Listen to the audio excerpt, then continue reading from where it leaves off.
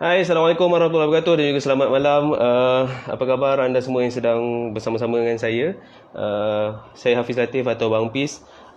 Seperti yang saya maklumkan tadi, kita ada isu teknikal sikit. Uh, Seperti yang saya maklumkan tadi, kita ada isu teknikal sikit di Facebook Live. Jadi saya ke uh, Instagram. Jadi saya harapkan ini tidak menjadi satu isu untuk kita dapat terus sama-sama dengan Tuan Haji Ishak sebentar lagi. Okey. Assalamualaikum Tuan Haji Ishak. Waalaikumsalam warahmatullahi. Tuan Haji, boleh guna earphone Tuan Haji kalau ada? Nanti suaranya akan Earphone melantun balik. Okey, cuba siap. Siap tanjak ni. Mesti. Mana saya punya? Ini siap tanjak ni Tuan Haji. Haji Ishak siap bertanjak lagi. Hello? Sebentar itu, okey. Lebih jelas dan lebih dengar supaya suara saya tak bergema nanti balik. Okey, sekejap Haji, Cik Ishak kita. Okey, saya akan teruskan juga. Tadi saya dah buat pengumuman dahulu di Facebook live kerana sepatutnya saya mampis Kuala Lumpur, Ibu Kota Buku Dunia ni bersiaran langsung sebenarnya di Facebook, tapi ada isu teknikal sikit. Jadi kita akan teruskan saja di Instagram. Tak apa, nanti saya akan buat turun video ini, saya akan simpan video ini dan saya akan buat naikkan nanti di saluran YouTube saya sendiri, Hafiz Latif. Sementara itu saya nak tunggu dulu kehadiran orang lain, tapi sementara tu mungkin saudara nak tunggu kehadiran ramai lagi nak masuk ni, mungkin kita boleh bertanya khabar dulu lah. Haji macam mana, sihat? Okey? Setakat ni okey? Cik Sak? Alhamdulillah. PKP ni? Saya ingat PKP ni banyak benda-benda yang tak terlaksana dapat dilaksanakan. Antaranya apa tu? Antaranya saya punya library rumah saya tu. Saya ingat ada paling sekitar 2,500 buku, saya ingat paling kurang lah kan. Lama tak kemas. Library tu dia ada 1-3 baris, dia ada 16 rak kan. 16 rak ke bawah tu ada rak. So saya ingat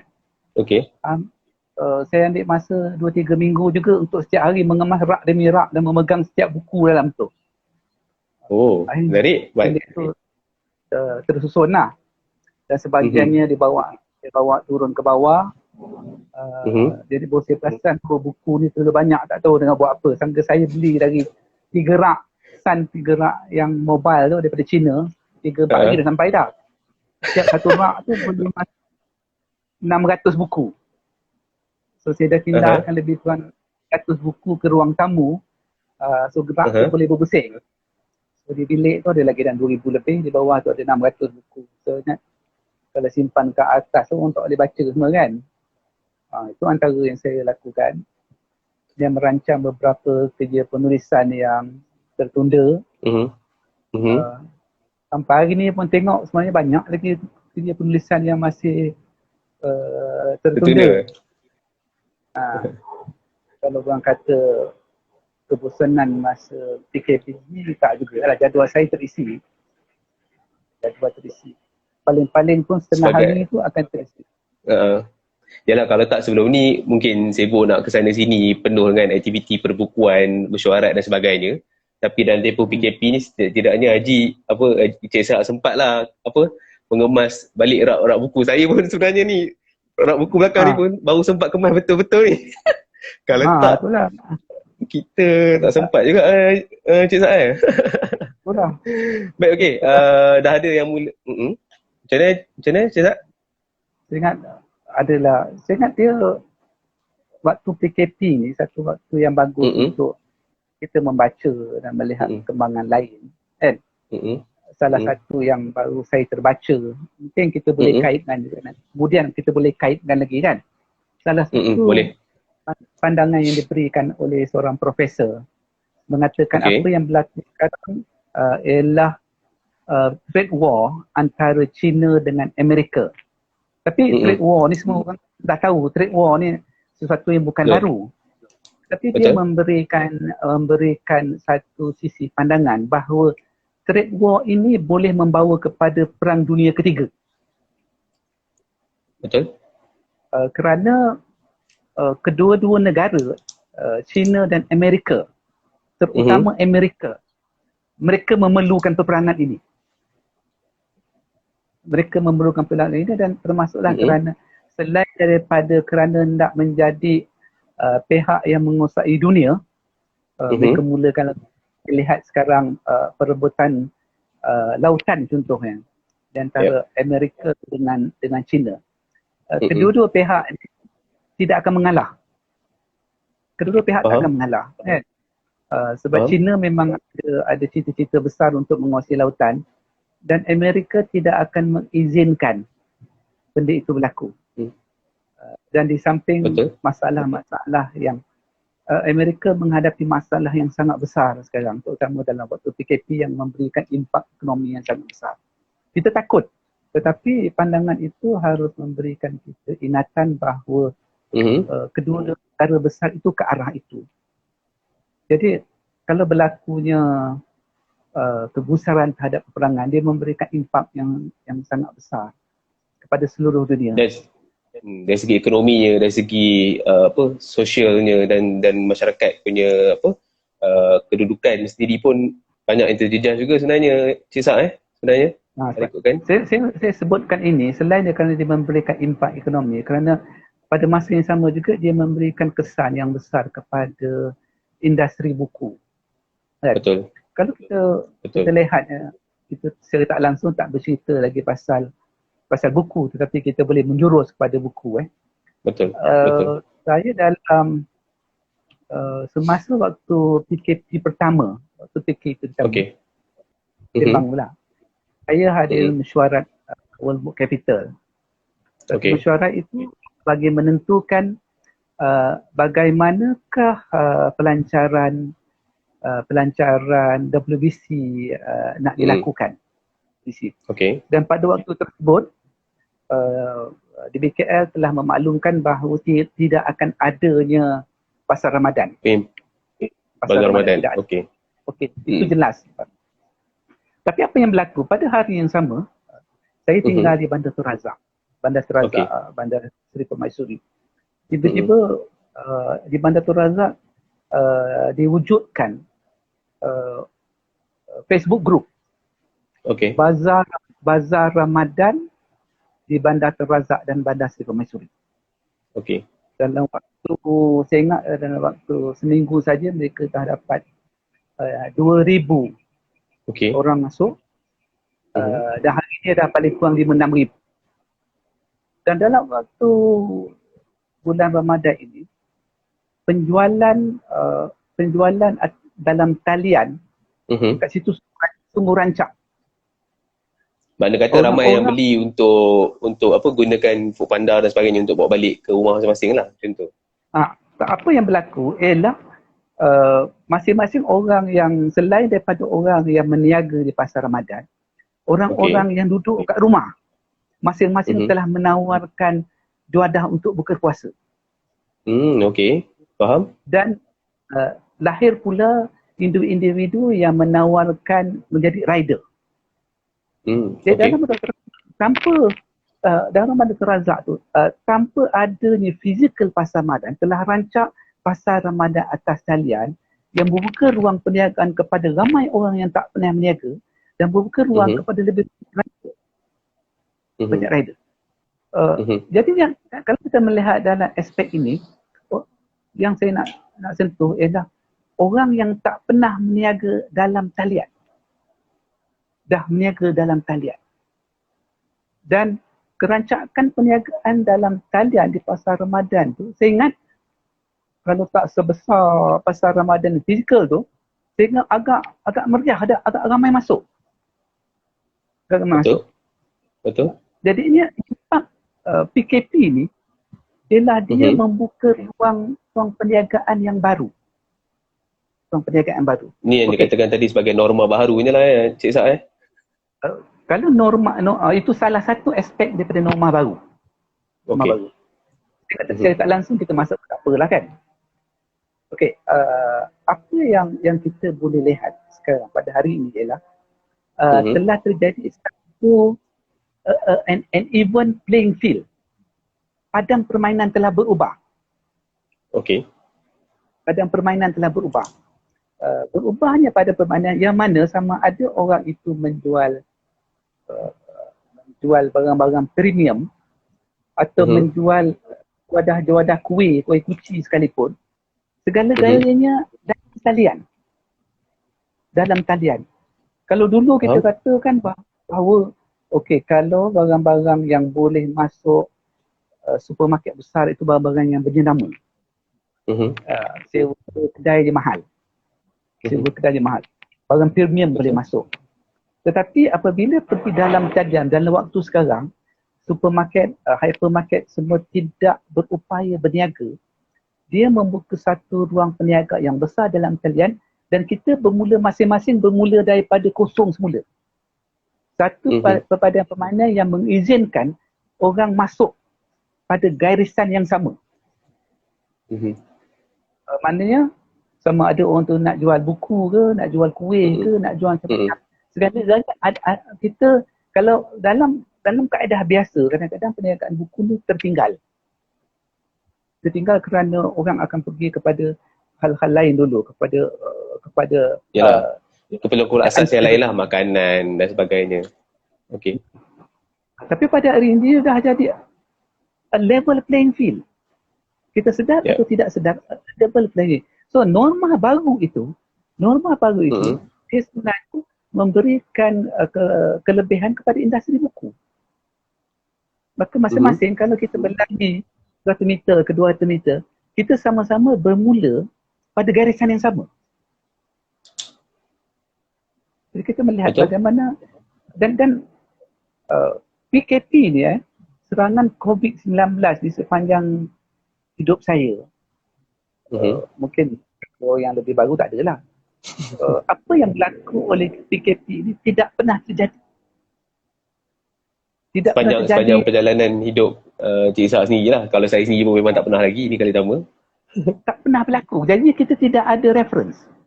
Okey. Dan tidak pernah berlaku, kita tidak boleh bayangkan supermarket yang besar-besar ditutup segala-galanya. Dan segala orang kena duduk rumah. So apabila kita perlu dipaksa duduk rumah 2 minggu, 3 minggu, 4 minggu, dan apabila kita dilepaskan, diringankan daripada PKP, kita dah masuk satu nuasa baru. Keadaan perniagaan baru yang semua orang boleh ambil peluang. Jadi macam saya katakan, sepanjang hidup saya, tidak pernah berlaku kita boleh bermula daripada starting block yang sama. Starting point yang sama. Makna kata kita meniaga buku ke, kita meniaga kuih ke, semua ada starting point yang sama untuk perlombaan yang sama. Ya. Faham? Jadi kalau kita melihat daripada aspek itu, aspek itu sebenarnya untuk kita berkembang jauh, peluang tu besar.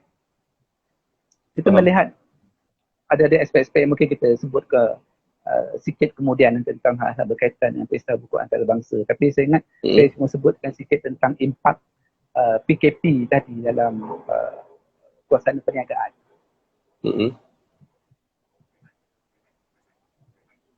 Suara Ishak terputus sekejap dengan saya. Jelas ke? Boleh dengar? Ada, saya dengar. Okey. Macam mana tadi? Ishak ada sebut tadi apa? Bisnes? Dia memberi macam saya, perniagaan tu membuka satu ruang kaedah perniagaan yang baru yang semua orang ada peluang yang sama besar. Cuma ada lah isu-isu lain yang dibereskan. Baik. Okey, kalau sebab kita Cik Ishak, kita ni sebenarnya kalau dekat Instagram live ni, kita pun ada tempoh 1 jam je. Kalau Facebook tu dia boleh lebih lama sikit sebenarnya. Jadi dalam itu tadi kira macam pengenalan yang kita boleh sentuh juga. Kalau kita boleh nak terjun sikit lah dan kaitkan balik dengan apa yang Cik Sarah kongsi dengan kita tadi berkenaan dengan perkembangan industri buku sendiri. Cik Sarah pun dah cakap tadi juga, sebenarnya dalam PKP ni walaupun kita rasa terkurung dan sebagainya, hikmahnya ada di situ. Kita boleh buat sesuatu dengan industri buku, apatah lagi untuk masa-masa akan datang juga. Jadi mungkin kalau pandangan Cik Izzat sendiri lah sebagai orang yang dah bergulat dengan industri buku dah 40 tahun lebih kan.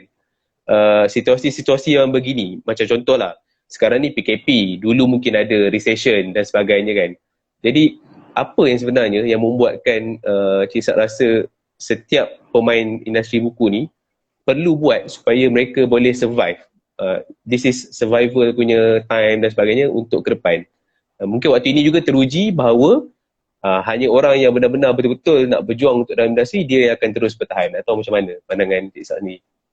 Kita lihat kalau dalam perkembangan industri buku tu, kalau kita lihat dalam zaman 90-an, 80-an, industri buku Malaysia kita ni banyak disumbangkan oleh penerbit-penerbit yang mula sebagai school-based book.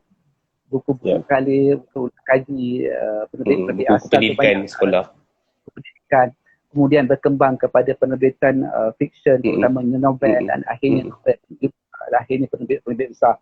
Kalau kita lihat semenjak paling-paling pun 10 tahun yang lalu, ramai orang-orang yang cerbit dalam masuk industri buku. Cerbit. Maknanya golongan profesional masuk. Doktor menulis buku dan menerbitkan buku, engineer dan segala-galanya masuk ke industri buku. Jadi, industri buku ni pada hari ini kita ramai orang-orang yang pandai.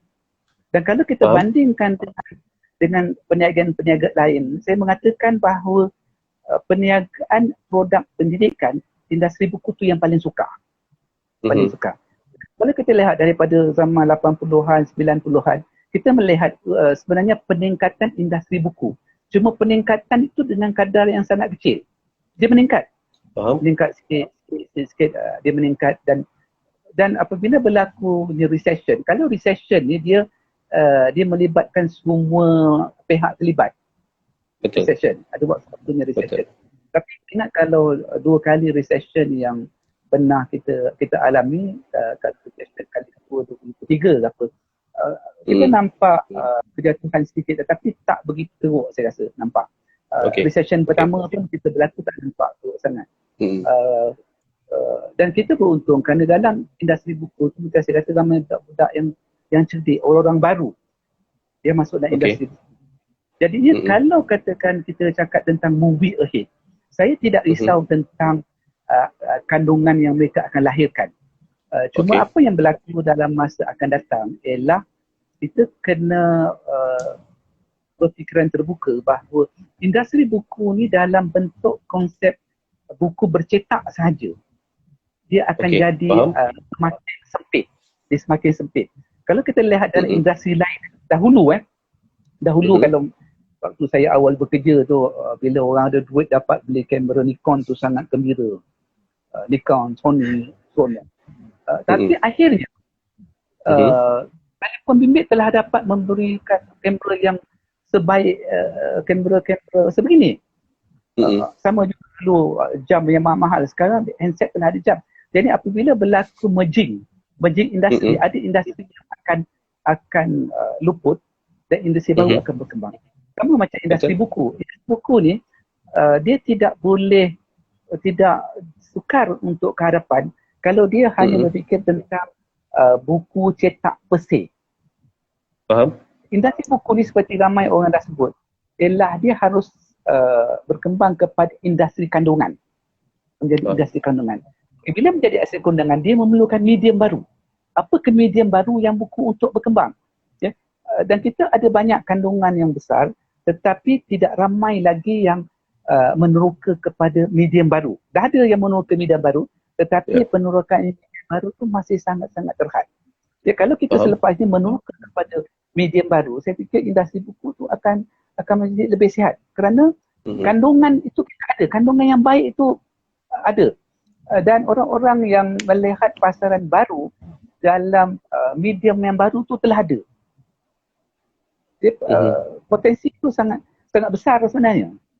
Medium baru seperti yang kalau Cik Izzat cakap ni, contoh kalau kita boleh ambil di sini, literasi digital dengan audio lah, e-book, audiobook, mungkin dari segi podcast dan sebagainya sebagai medium baru untuk menyampaikan bahan bacaan bukan lagi dalam bentuk buku fizikal sebelum mata. Itu mungkin antara yang mungkin Cik Izzat bayangkan lah ke atau macam ada tambahan lain? Saya melihat lebih luas daripada itu. Lebih luas daripada itu. Contohnya kalau kita melihat revolusi industri 4.0. 4.0. Karena bagi orang industri ini kita hanya apa kena mengena industri buku dengan revolusi industri 4.0. Tetapi kalau kita cerita ke arah itu, apakah kandungan-kandungan buku yang boleh mengisi keperluan kepada industri revolusi industri 4.0? Peluangnya sangat besar. Kalau kita lihat kepada ibu, itu salah satu je ibu audiobook. Itu dia kembangan yang saya rasa masih dalam ruang yang kecil. Dia harus berkembang dengan konsep yang lebih besar. Dan kita kena berhenti bercakap tentang industri buku. Kita kena bercakap sebagai industri kandungan. Paling-paling kalau kita orang kena kata, sebut industri kandungan kalau orang kata daripada yang ke hadapan industri buku menjadi filem. Buku menjadi filem. Jadi filem menjadi apa? Jadi animasi. AR, ER, apa lagi yang boleh jadi daripada kandungan buku, kerana kandungan itu yang akan menentukan hala tuju kita. Makna kata kalau kat sini juga daripada satu sumber tadi, kalau katalah buku yang Cik Isak cakap tadi tu, kita boleh exploit dia menjadi kita eksploitasi karya asal, sumber asal tu kepada pelbagai platform yang lain, yang penting untuk sampai kepada halayak macam tu. Okey, kalau kita lihat daripada satu sudut yang lain, yang ekstrim, sudut ekstrim. Di mana masa depan industri buku? Masa depan industri buku tu kita tengok anak-anak kita atau adik-adik kita, kanak-kanak yang berumur setahun, 2 tahun, 3 tahun. Mereka melihat apa? Ibu bapa mereka memberikan mereka tablet, gadget lah, dan mereka melihat kandungan kita situ. Okey, itulah masa depannya. Okey, kalau untuk masa depan orang sebegini, apa kandungan yang harus kita lahirkan, kita bina untuk dia orang? Kandungan untuk mereka. Kalau kita dapat berfikir kandungan untuk generasi ini, maka kita akan bergerak ke hadapan. Faham? Jadi makna kata, yalah, kita kena lihat apa yang ada di sekeliling kita sekarang ni untuk bersedia mendepani cabaran masa kini untuk yang kita sebut tadi dengan apa nama tu, industri buku garda depan ni, avant-garde ni kan, Cik Isak kan? Ada yang tanya juga sebenarnya kat saya, garda ni apa maksudnya? Itulah, ingat Hafiz yang pergi tanya tu, biar jawab kat saya pergi. Tapi maaf lah. Tapi sebenarnya kalau dalam bahasa Inggeris, sebab kot lah dia yang tanya kan kat sini kan, dalam bahasa Inggerisnya sebenarnya adalah avant-garde, iaitu kata-katanya berasal daripada Perancis juga. Tapi istilah sasar yang diberikan oleh Dewan Bahasa dan Pustaka adalah garda depan. Dia tak boleh jadi garda je, Cik Isak, dengan teman-teman yang lain. Dia kena berdiri, dengan dua perkataan tu, garda depan. Dia tak boleh berdiri dengan satu perkataan saja, garda. Memberi maksud kepada bersifat baharu dan juga progresif. Macam tu. Itulah pelajaran kita pada malam ini. Jadi mungkin kalau ada Cik Isak nak sentuh sikit lagi berkenaan dengan tadi kita dah sentuh juga tentang perkembangan sikit lah tentang industri buku kan, tapi mungkin dari segi peranan-peranan agensi dalam membentuk industri buku masa sekarang dengan industri buku, ataupun kalau kita nak sentuh dari, kita dah lupakan pasal industri buku ni, kita sebut pasal industri kandungan sekarang ni. Jadi apa peranan-peranan yang mungkin Cik Isak rasa boleh dibuat oleh agensi-agensi mungkin seperti Majlis Buku Kebangsaan Malaysia, MBKM, atau mungkin Perbadanan Kuantum Buku, MBIC sendiri dan sebagainya dalam memainkan peranan untuk memacu industri kandungan kita. Kita tak nak cakap dah pasal industri buku ni, kita cakap pasal industri kandungan ni, Cik Isak. Dia kalau kita bercakap tentang agensi, kita sebut empat agensi sajalah. Okey. Pertama, Dewan Bahasa. Dewan Bahasa ni saya rasa peranannya jelas. Cuma apa yang Dewan Bahasa perlu lakukan ialah Dewan Bahasa harus lebih agresif ke arah pembedahan kandungan dalam bentuk digital. Harus jelas. Dan saya rasa itu Dewan Bahasa sedang lakukanlah. Kalau ITBM ni dia bermula sebagai ITN, Institut Terjemahan Negara, dulu dimulakan pada zaman Dr. Sulaiman Daud dahulu. Kemudian masa tu Dr. Zaki pengarah urusan yang pertama, dan awalnya ITN ni peranannya untuk hal-hal berkaitan penterjemahan. Kemudian ITN kemudian berkembang dan menambah peranannya dalam penerbitan baru, jadi ITBM. ITBM. Semua saya fikir bahawa ITBM ni dia mempunyai amanah yang besar dalam memacu kandungan baru. Kandungan itu harus akhirnya diekspor ataupun kandungan-kandungan yang bagus, buku yang bagus yang harus dibawa masuk.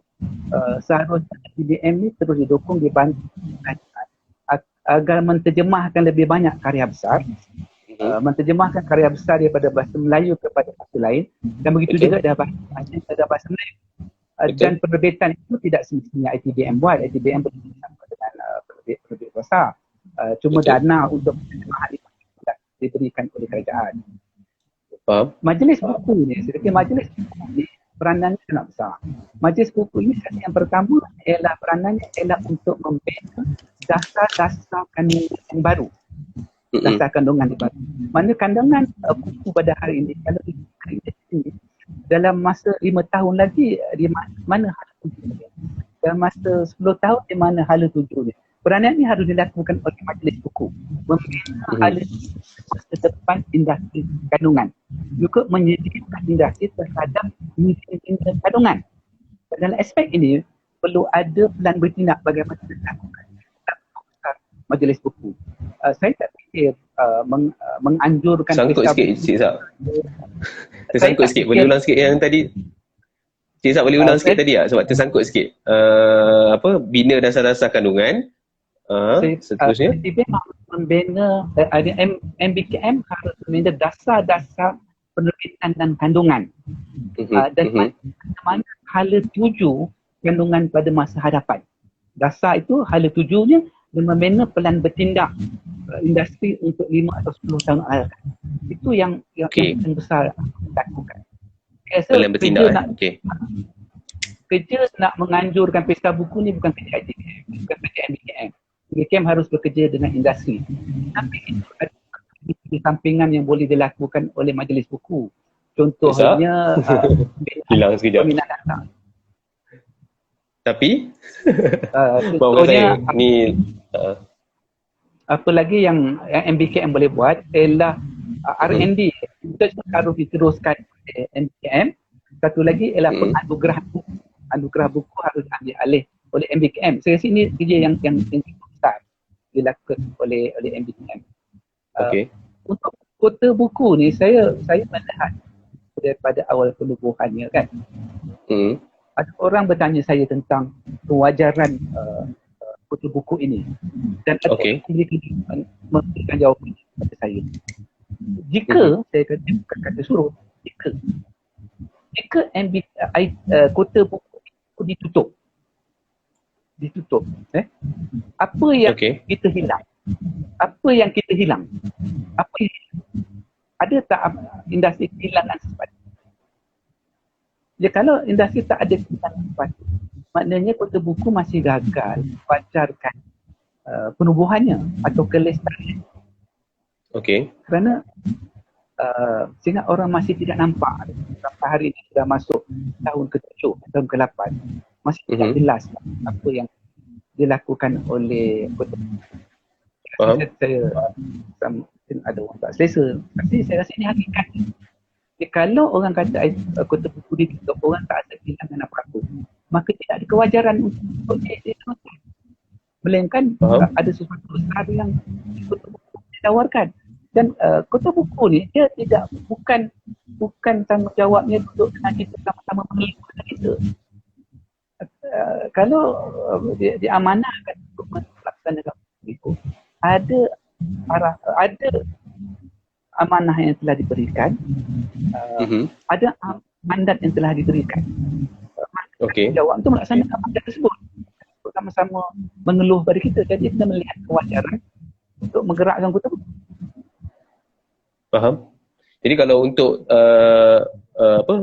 kesemua agensi yang Cik Sarah sebut tadi ni, kalau sekiranya untuk mendepani cabaran masa kini, untuk menjadi suara-suara yang mungkin paling tidak membela lah setidak-tidaknya, quote-unquote membela rakan-rakan penerbit misalnya ataupun penggiat industri buku sendiri, Cik Sarah rasa macam mana? Boleh buat sesuatu atau dalam sidang buku yang lepas saya hadir dan permintaan teman-teman, tapi saya cakap teman-teman belum saya hadir. Kalau kita datang untuk mengeluh kesal, apa yang berlaku, apa yang tak berlaku, saya rasa tak perlu lah. Kita harus Kita nak kena terus ke depan. Terus ke depan. Maknanya kalau kita lihat agensi-agensi yang sedia ada, terutama dengan industri, segala agensi yang berupa dengan persatuan-persatuan merangka di mana ke industri 5 tahun akan datang, di mana industri atau industri kandungan 10 tahun ke hadapan. Kalau kita boleh letakkan 5 tahun ke hadapan, 10 tahun ke hadapan, dan daripada situ kita bekerja ke belakang. Kita membina pelan bertindak ke belakang. Satu, kita beruntung dah ada industri. Kita melihat ramai individu, kumpulan-kumpulan penulis macam kumpulan penulis yang contohnya aktiviti pembangunan ataupun media, membangunkan penulis, karyawan guru, contohnya kumpulan di bawah Pak Razi. Ada banyak individu menjalankan aktiviti untuk membangunkan industri.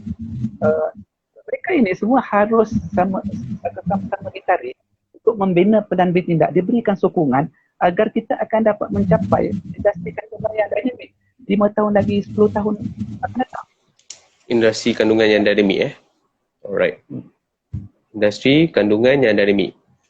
Okey, sementara itu, tuan-tuan dan puan yang mana yang sedang menyaksikan siaran langsung ini, saya tahu mungkin sesekali line internet kita mungkin agak tak berapa nak bagus sebab selalunya waktu PKP ni Cik Sab malam-malam ni ramai sebenarnya buat siaran langsung dan sebagainya. Jadi talian internet bertindih-tindih ni sebenarnya. Jadi adalah sesekali tu mungkin dia putus-putus. Tapi kalau ada soalan yang nak diajukan kepada Cik Sab kita, boleh tinggalkan di ruang komen.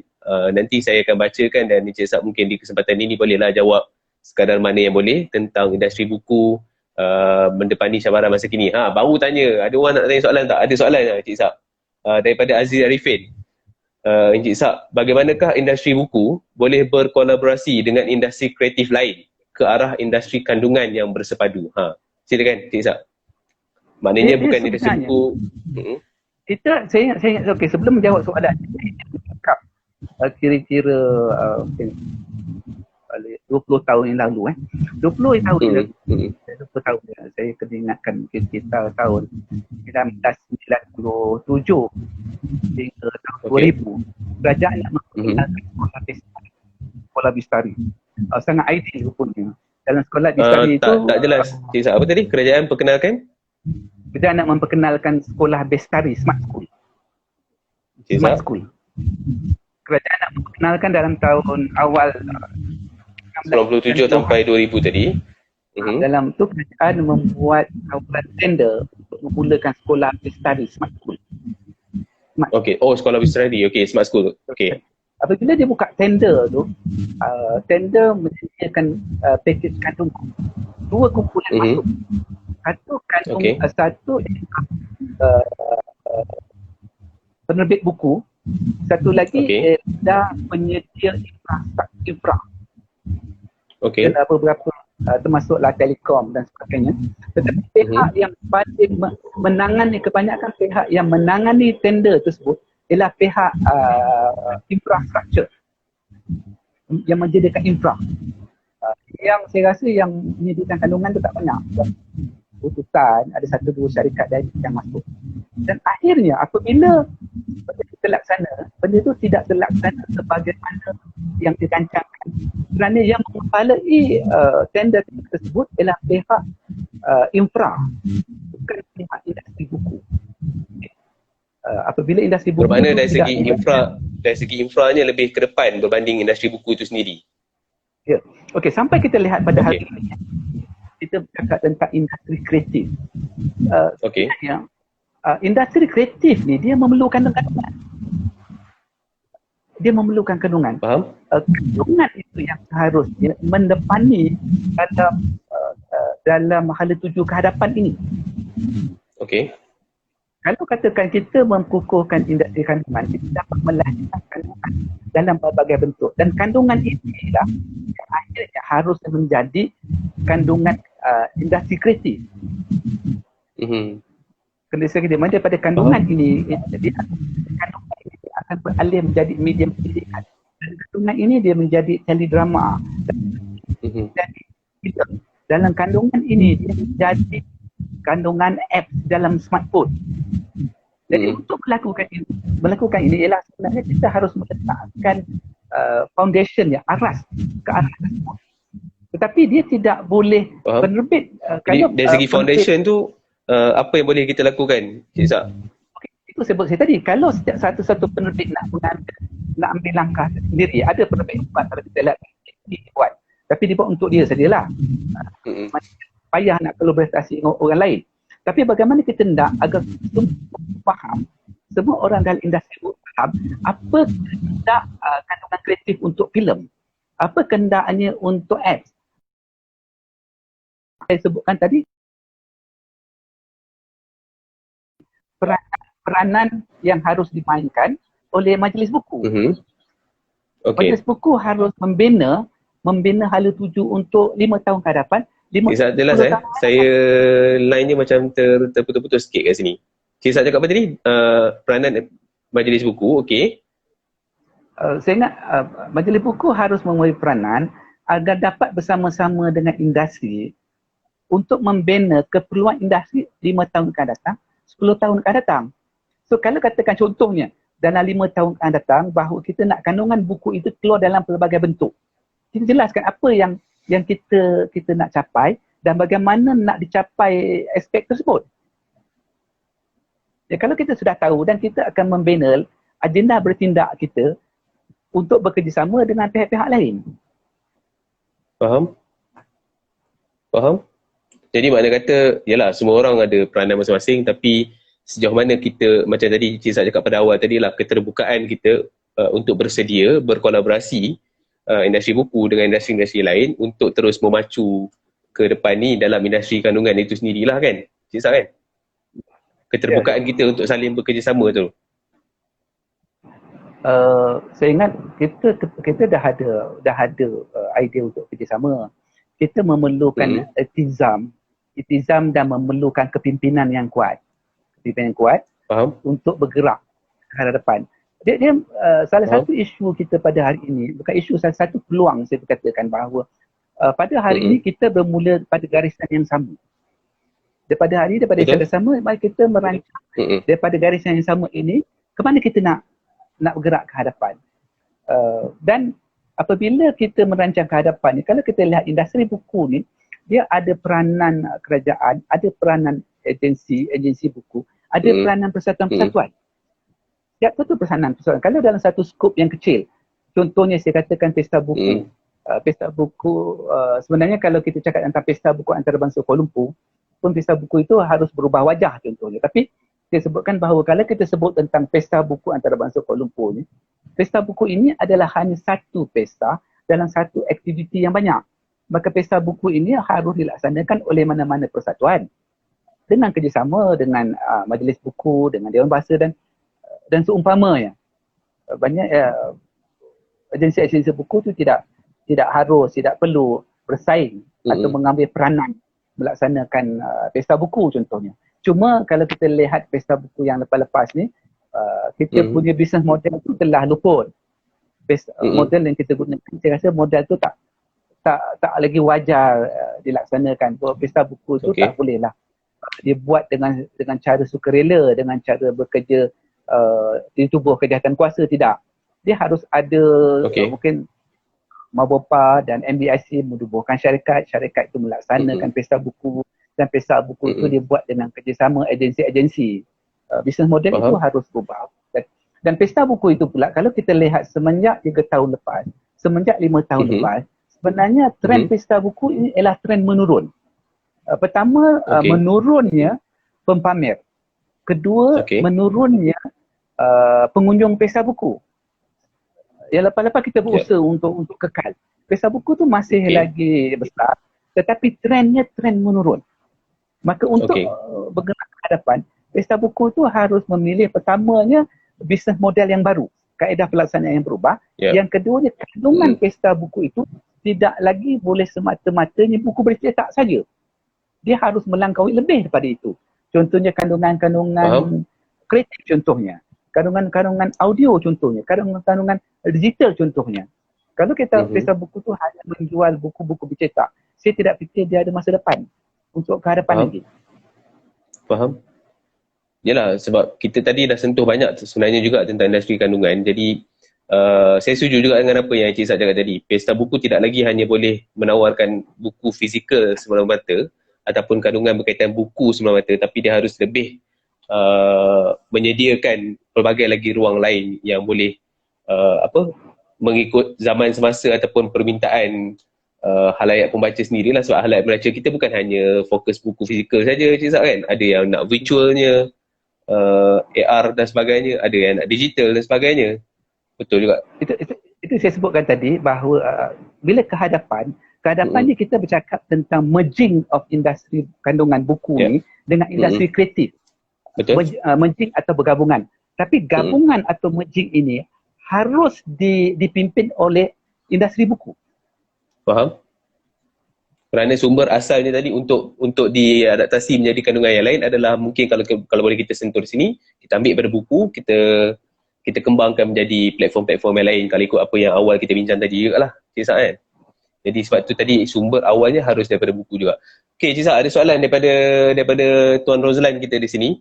Setuju tak kalau dikatakan PKB telah gagal dalam merangsang industri buku, beri manfaat besar pada industri setakat ini? Dan seterusnya, antara 4 agensi yang disebut tadi, agensi mana yang paling membantu industri buku secara umumnya? Kalau boleh Cik Zat komen di sini. Saya ingat kita dah jelas dah bahawa apabila agensi ditubuhkan, mereka ada peranan yang perlu dilaksanakan. Ada peranan yang perlukan. Kita dah jelas, saya dah jelas tentang apa peranan ITDM, apa peranan Dewan Bahasa tu telah jelas. Cuma dari aspek MBKM tu saya sebut tentang peranan baru yang perlu dilaksanakan oleh MBKM. Soal kota buku ni gagal tak gagal, itu saya fikir yang pertamanya kita meletakkan harapan yang terlalu besar pada kota buku yang pertama. Yang kedua, bila kita sebut gagal atau tidak gagalnya kota buku, itu harus dijawab oleh pihak yang mendanai kota buku. Kalau Kementerian Pendidikan yang dana kota buku, Kementerian Pendidikan yang harus menilai gagal atau gagal atau berjayanya kota buku. Cuma yang saya sebutkan bahawa di kalangan industri buku, di kalangan teman-teman industri buku dan ramai daripada kita melihat bahawa mereka tidak merasakan ada apa-apa yang diberikan oleh kota buku. Tidak melihat apa impaknya kota buku itu. Maknanya kota buku kena melihat balik kenapa kota buku itu ditubuhkan. Faham? Okey, itu mungkin antara respon ringkas yang Cik Izzat boleh bagilah untuk soalan Tuan Roslan tadi. Ke ada sambungannya? Nampak macam ada sambungan tak ada? Ke saya yang tersangkut di sini? Sangkut kot, tapi saya rasa cuma macam saya katakan tadi bahawa untuk membangunkan industri buku ni kita memerlukan kepimpinan. Dan kepimpinan ini selain daripada kepimpinan melalui agensi buku, harus bekerjasama dengan persatuan-persatuan perbukuan. Cuma dalam persatuan perbukuan ini, tidak semua persatuan yang berperanan dengan baik, yang melaksanakan aktiviti pembangunan industri, kan. Saya pernah, bukan kerana saya bersikap bias, tetapi Mabopah telah memainkan peranannya, kan. Tetapi tidak banyak persatuan-persatuan lain yang memberikan input terhadap pembangunan industri itu.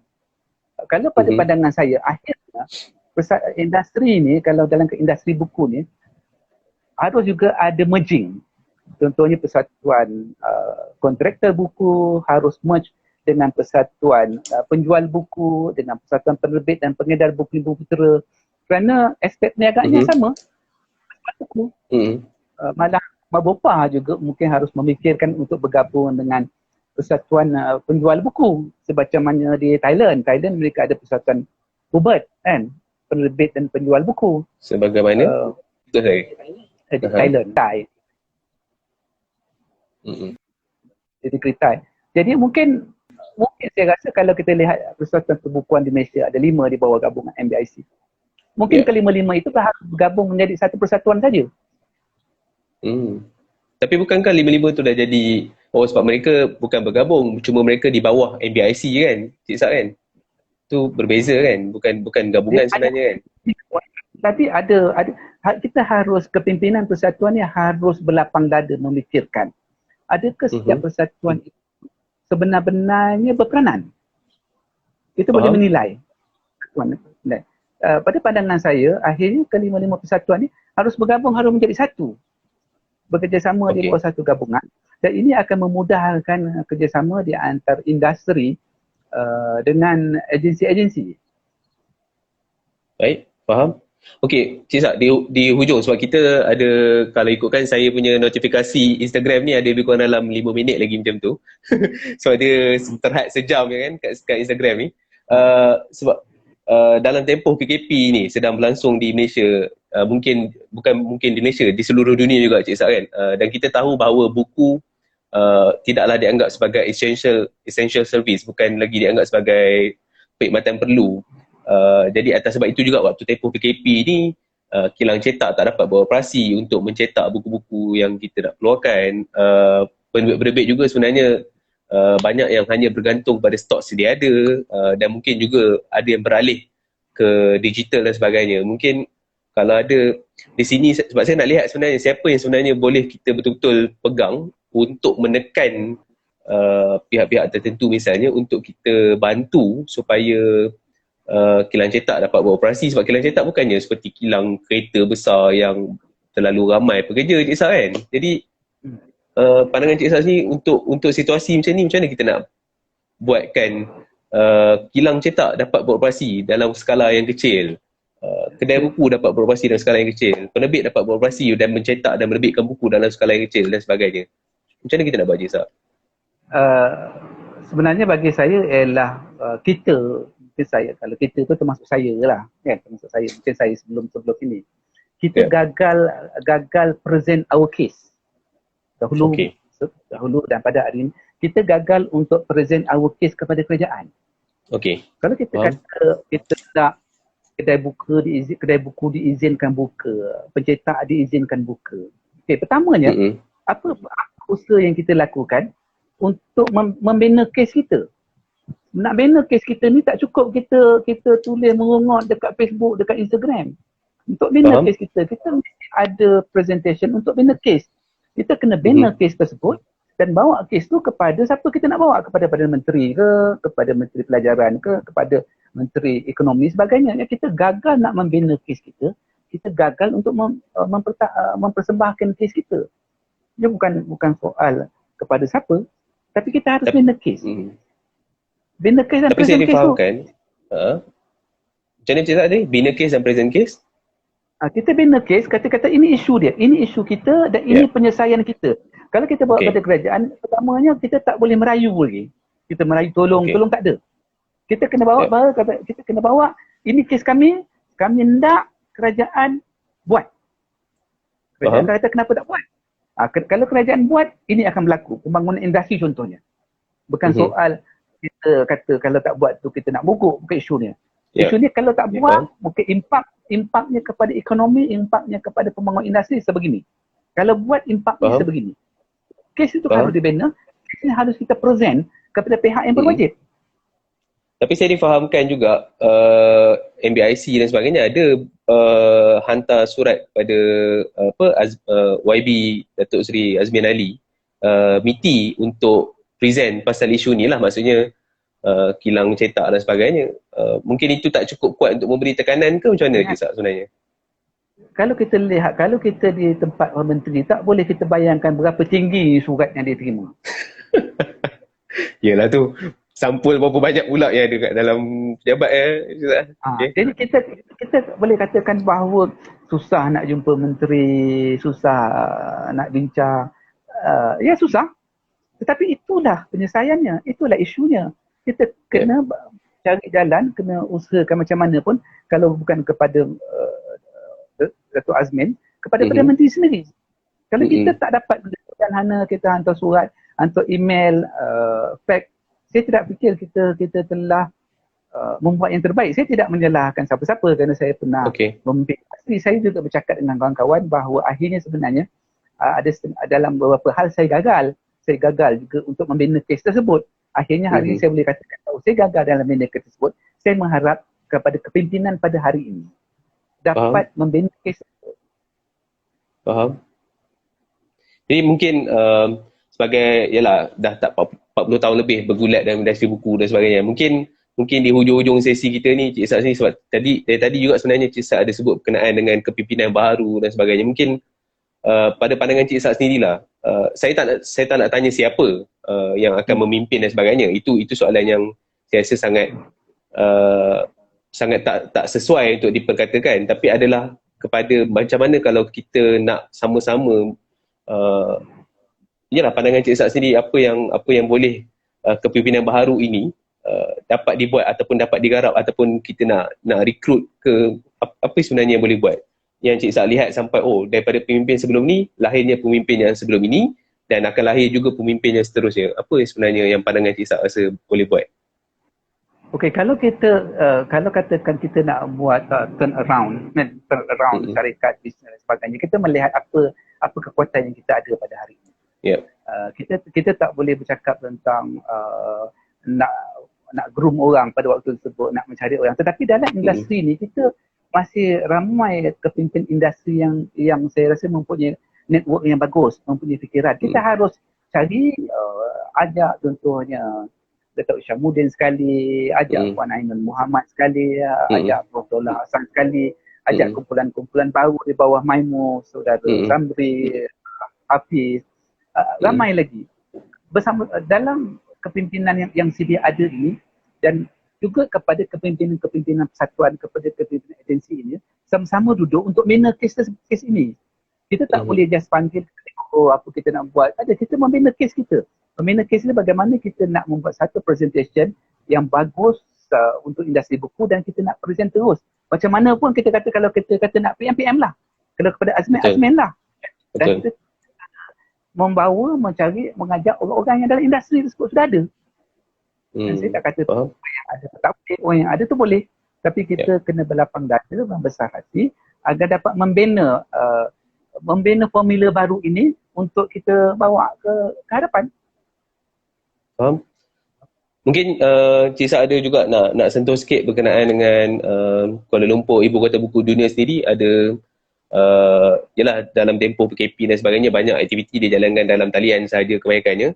Senarai aktiviti pun kita boleh lihat banyak yang tuan-tuan dan puan yang menonton siaran langsung ini boleh ikuti media sosial rasmi Kuala Lumpur, Ibu Kota Buku Dunia sendiri.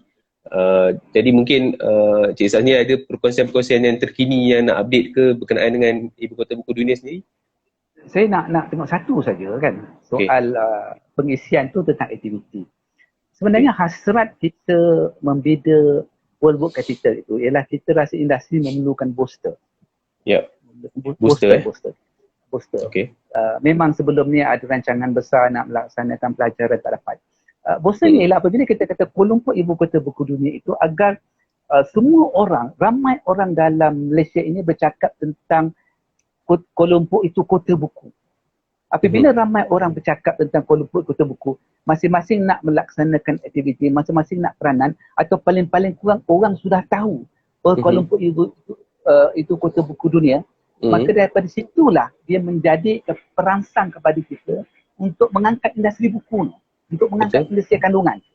Bukan soal bila jadi Kuala Lumpur Ibu Kota Buku Dunia itu kita mendapat dana yang banyak, kita mendapat rangsangan galakkan, tidak. Tetapi dia menjadi satu percikan agar semua orang sedar tentang industri buku. So sama ada banyak atau tidak aktiviti itu satu hal. Tetapi pada hari ini dah ramai orang tahu. Bila dah ramai orang tahu, katakan menjelang akhir tahun, ramai orang telah sedar industri buku atau selepasnya menjadi industri kandungan. Maka ini lebih mudah untuk kita memperjuangkan kes kita.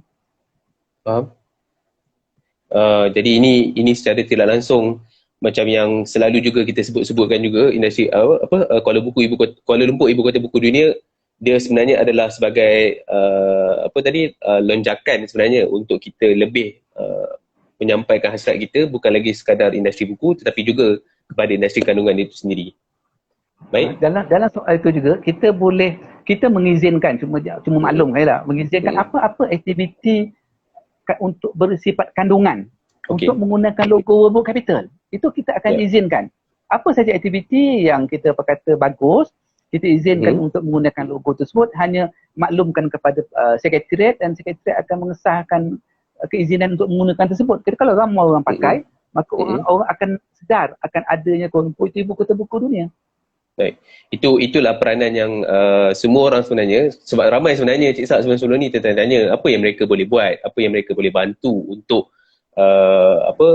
menghebahkan, mengetengahkan Kuala Lumpur sebagai ibu kota buku dunia. Dan adakah mungkin kalau aktiviti itu tidak hanya di Kuala Lumpur tapi boleh berpusat di tempat-tempat lain juga, tapi boleh juga menggunakan logo KLWC atau tak boleh? Cik Sak? Itu kita galakkan sebab kita hendak daripada kota buku, dia projekkan tu kepada seluruh negara. Apa saja aktiviti kandungan yang bagus, gunakan logo kota buku, cuma maklumkan kepada kita. Okey, mana kata kalau yang menonton ni, kalau anda berada di Ceruk Tok Kun mana pun, di Terengganu ke, di mana-mana ke, kalau anda mahu turut menyemarakkan ibu kota buku dunia, boleh saja hubungi pihak Sekretariat World Book Capital, nyatakan hasrat dan aktiviti dan sebagainya, dan insyaAllah mereka akan memberi sokongan lah untuk menjalankan aktiviti tersebut. Pada prinsipnya tak ada halangan, kecuali benda tu yang bersifat negatif lah. Pada prinsipnya tak ada halangan. Kita sangat menggalakkan. Ini kita dah disebutkan sendiri daripada Fatin Syamimi pun bawa masuk ni, Cik Sak. Dia nak buat majlis penutup. Itulah dia nak buat majlis penutup. Tuan Rozlan bagi tahu kata KLWBC 2020 kena lanjut lagi lah ke 2021 sebab kita pun tahun ni kita tak boleh nak buat banyak aktiviti yang kita dah rancang awal ni juga. Dia tamat kepada 23 April 2021.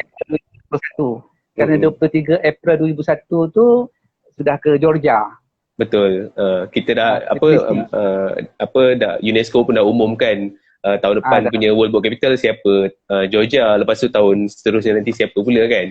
InsyaAllah mana tahu ada lagi ibu-ibu kota dalam Malaysia ni yang berhasrat membida untuk menjadi ibu kota buku dunia kan. Manalah tahu tiba-tiba bukan lagi Kuala Lumpur tapi bandar-bandar lain juga turut boleh dapat. Saya dengar-dengarnya Georgetown juga Cik Sak berhasrat untuk membina. Bagus kalau mereka cuma dia kalau dia tidak boleh membina kepada kota buku dia tidak boleh beri kepada teater yang sama berturut-turut. Tapi maknanya kalau mulai 2020 selepas daripada TVC tu boleh bina lah. Betul. Baik, okey. Di hujung sesi ni, kita nak ucapkan terima kasih kepada anda semua, tuan-tuan dan puan yang mana yang sudi menyaksikan siaran langsung ini. Saya minta maaf sekali lagi kerana terpaksa beralih ke Instagram Live instead of kita pergi ke Facebook Live seperti rancangan awalnya. Tapi insyaAllah nanti akan ada siaran langsung untuk episod-episod seterusnya. Tapi untuk di hujung sesi ni, Cik Sak, ada satu lagi soalan last daripada The Curly Artist 7. Selepas KLWBC, apa perancangan KL untuk hal yang berkaitan sama? Maksudnya mungkin dari segi industri buku, industri kandungan, bukan lagi hanya KLWBC saja. Harapan saya, harapan industri dan harapan kepada DBKL contohnya. Sebelumnya hal-hal buku ni bukanlah orang kata, DBKL memainkan peranan mereka melebaskan Kuala Lumpur. Tapi hal-hal buku ni bukan hal utama. Tetapi melalui KLWBC ni DBKL telah terbuka untuk sama-sama mengangkat hal-hal berkaitan industri buku. Saya fikir selepas habisnya KLWBC ni, banyak kita masih boleh bekerjasama dengan DBKL agar lebih banyak hal-hal buku tu akan terus dilaksanakan di dalam Kuala Lumpur. Dan DBKL telah memainkan peranan yang sangat besar kerana kalau tak kerana PKP, kita akan lihat banyak ruang-ruang santai buku yang sedang dibangunkan dalam Kuala Lumpur. Yang tempat cantik-cantik dan DBKL telah keluarkan wang yang banyak. Dan tempat ini bukan setahun, tapi ruang-ruang buku yang santai-santai ni di seluruh Kuala Lumpur cantik. Kita akan kongsikan dan maka ini akan berterusan. Persediaan yang DBKL buat tu dah buat daripada tahun lepas lagi kan Cik Sak sebenarnya. Tempat itu cantik. Saya fikir lepas ni banyak hal-hal lain yang boleh bekerjasama dengan DBKL dan kita mengharap lepas ini DBKL akan menjadi juara untuk membangunkan industri buku dalam Kuala Lumpur. Baik. InsyaAllah. Okey Cik Sak, dan juga rakan-rakan yang lain, kerana kita ada 20 saat saja, timing kat atas ni dah sampaikan ni. Saya ucapkan terima kasih lagi sekali kepada Cik Sak kerana sudi menjadi tetamu dengan saya untuk saya mampis episod 2 at Scholar